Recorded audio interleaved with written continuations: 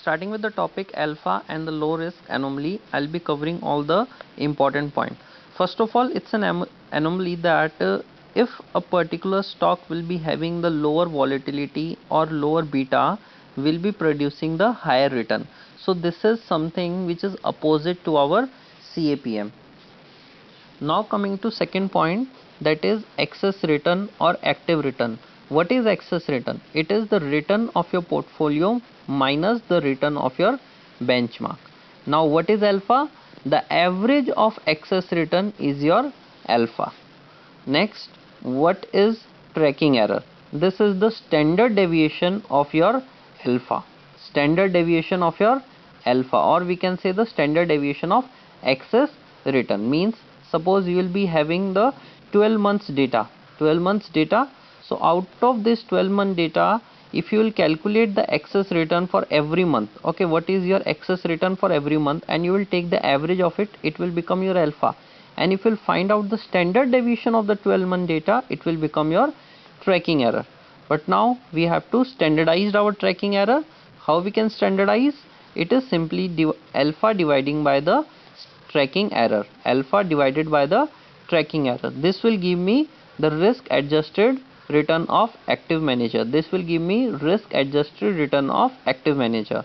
But what if my benchmark is RF? In that case, what is the best risk adjusted return ratio? Is the Sharpe ratio. What is the formula of Sharpe ratio? Return minus RF divided by the sigma. Clear? Now what is tracking error? It is the standard deviation, or we can say that it measures the dispersion of the investor return relative to their benchmark. Again I am repeating, it measures the dispersion of the investor's return relative to the benchmark. Now when suppose I am the manager, okay, investment manager, so when I am taking the bets, there will be a particular strict threshold that I cannot increase my tracking error above this point. So there is a limitation, there is a constraint on the tracking error. And if suppose my clients gave me the huge amount of freedom that you can trade as you wish, so I can be having the higher tracking error, and higher tracking error means that I have received the huge amount of freedom in my decision making. Now coming to the benchmark selection for alpha, obviously we need to find out a proper benchmark. But there is an important point, that what if I will find out an incorrect benchmark? So an incorrect benchmark will understate both my expected alpha as well as my IR. So I should make sure that my benchmark is properly and correctly chosen. Now coming to what are the characteristics of the particular benchmark. Benchmark must be well defined, it must be verifiable, free from ambiguity, tradable, reliable, and it should be risk adjusted. It should be adjusted for risk, because if I will use the incorrect benchmark, then my information ratio and the expected alpha will be lower. So how we can calculate our information ratio? Alpha divided by tracking error. But we have one more method of calculating the information ratio, is with the help of Greenwald's fundamental law, that is information coefficient multiply with the square root of breadth. Now what is information coefficient? That is IC. What is IC? It is the correlation between what, being an analyst, I am predicting and what is the actual value. If the correlation is high, means I am having the good prediction abilities, my IC will be high, and if IC will be high, my information ratio will be high. Or if my predicting ability is low, but I am taking the huge number of investment bets, okay, I am taking lots of bets, so my BR will be high. What is BR? It is the number of investments we are taking place. So my IR will be high. Either the IC will be high or BR will be high. My IR will be higher.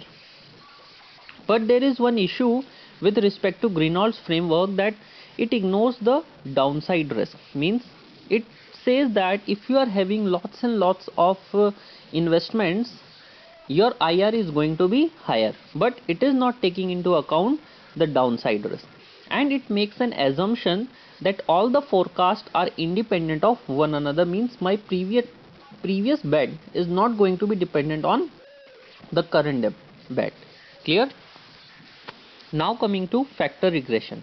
So we are doing the regression, we can take into account the single factor or we can take into account the multiple factors. So when it comes to the single factor, we are using the CAPM, and when it comes to the multiple factor, we are using the Pharma and French model.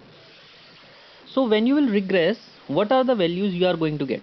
You are going to get the coefficient for alpha, the coefficient for beta, and the adjusted R square. Now first of all, let us understand the coefficient of beta is given and there is a t statistic given to you, and if the t statistic is above 2, then you can say that the value of alpha is statistically significant at 95%. Now what is the meaning of coefficient of beta? Coefficient of beta is nothing but the weight of the amount you are going to invest into the market, and the remaining means, suppose if the beta is 0.6, means what, 60% of your money you are going to invest into the market and the 40% of the money you are going to invest into the RF. Clear? And then we have adjusted R square. The more factor, okay, the more factors which will, if we will include, our adjusted R square will also improve. Clear? Next important point, let's come to the Pharma French model. So in the Pharma French model, we have 5 different things. One is the alpha, market beta, then SMB beta, HML beta, and adjusted R square. Now market beta is suppose 0.7, then assume that you are investing 0.7 in the market and 0.3 into the RF. Sir, then what about the SMB and HML? They actually set off with each other. Now if your SMB beta is positive, means what, with the same amount you are long in the small cap and the short in large cap. If your SMB is positive, with the same amount you are long in the small cap and short in the large cap. So if the amount is same, then obviously it will set off each other. What if negative SMB? If the beta of the SMB is negative, means you are short in the small cap and long in the large cap. What is HML? If it is positive, long in the value, short in the growth. If HML is negative, short in value, long in growth. UMD, that is momentum, the beta for the momentum. You are long on the upward side and short on the downward trending. Clear? Now when we are doing the regression, we want to include more factors because it will increase our adjusted R square, as well as it increases the test of statistical significance, as well as we can find out a better benchmark which can represent my investment style. Now there is one issue with the particular alpha, and that issue is because it is not suitable for those strategies in which we can have the negative returns as well, such as options. Okay, options are non-linear in nature, but alpha calculation is meant only for those strategies which are linear in nature. So alpha is basically for linear framework. So what are those possible things in which we cannot use the alpha? The options, the hedge funds. If we want to take the arbitrage from mergers and acquisition, we cannot use the alpha. Now let us look at the anomaly. What is the volatility anomaly? This is saying that if the standard deviation is high, then the average return is low, as well as the Sharpe ratio is also lower. But when it comes to the beta anomaly, it only says that if beta is higher, the Sharpe ratio is going to be lower. Clear? Now there are not the conclusive evidence for the risk anomaly, but yes, the data represents it. Okay, so what are the reasons for risk anomaly? You can say one is the data mining. We can say the leverage constraint. Okay, the leverage constraint is basically for the retail investors, not to the institutional investors. There are constraint on the suppose sell side. There are the